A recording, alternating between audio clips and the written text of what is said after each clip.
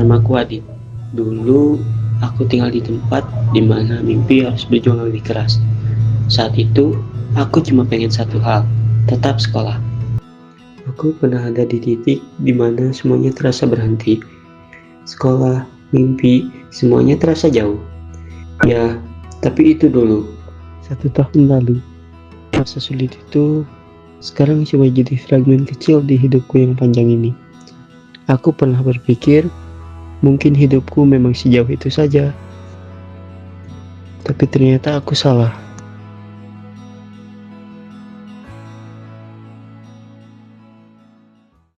Satu, dua, tiga. Adit, uang sekolah bulan ini belum cukup.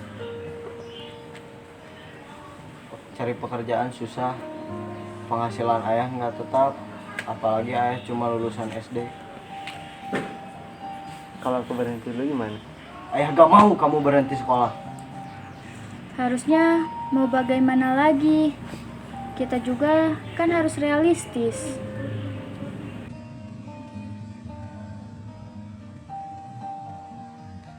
Keterbatasan ekonomi menjadi penyebab rendahnya tingkat pendidikan karena tidak semua keluarga mampu membiayai sekolah anaknya. Woi, lagi ngapain di sini sendirian? Kayak orang lagi nyusun rencana jahat aja. Enggak, kok gue cuma lihat-lihat HP aja.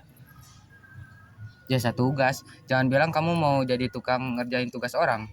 Kalau dibayar mahal pasti gue mau. Bego, pinter bukan buat disewain gitu. Ya, gue cuma kepikiran aja sih. Ya udah, sempet doang kan. Beloknya masih sempet. Kamu jadi apa sih?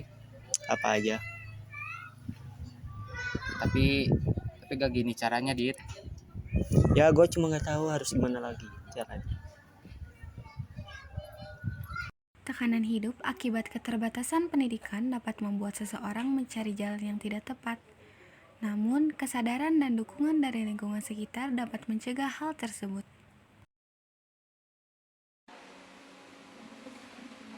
Semuanya boleh beres-beres. Buat Adit jangan lupa pulang, aku mau bicara.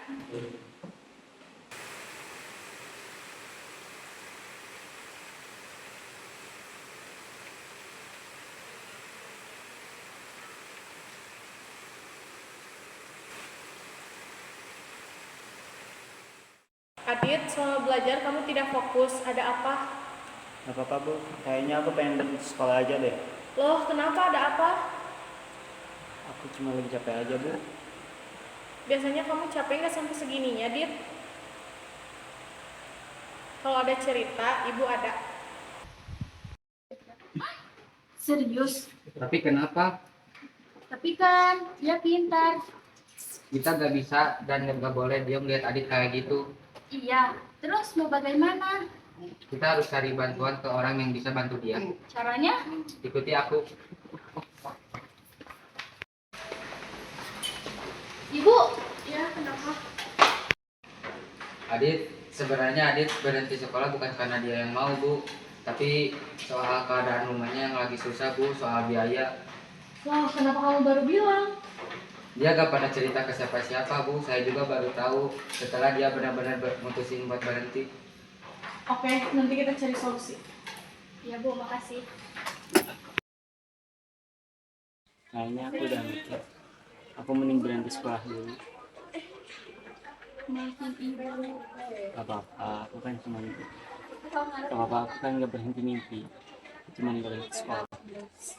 Putus sekolah merupakan bentuk nyata dari rendahnya tingkat pendidikan.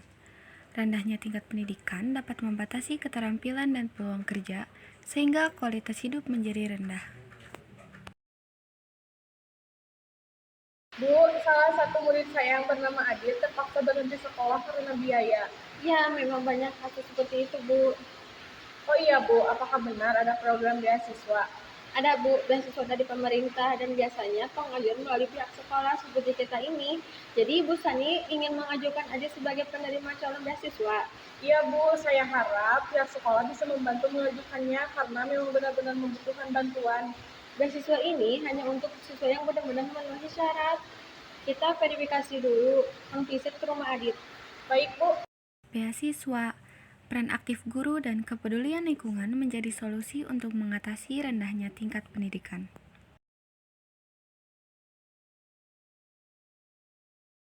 Selamat pagi, Bu.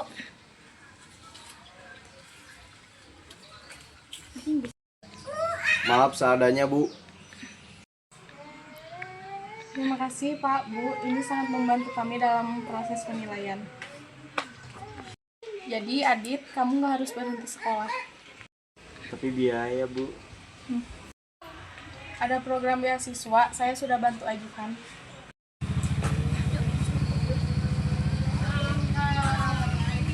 Benar, Bu. Kami nggak tahu soal itu. Itu sebabnya saya datang. Pendidikan itu hak, bukan pilihan. Kami kira kami tidak bisa menemukan jalan keluarnya, Bu.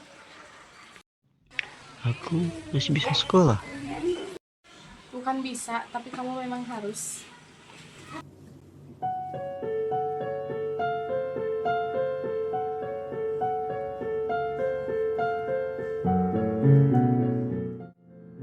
Dengan adanya bantuan pendidikan dan kepedulian lingkungan, kesempatan untuk melanjutkan sekolah dapat kembali terbuka.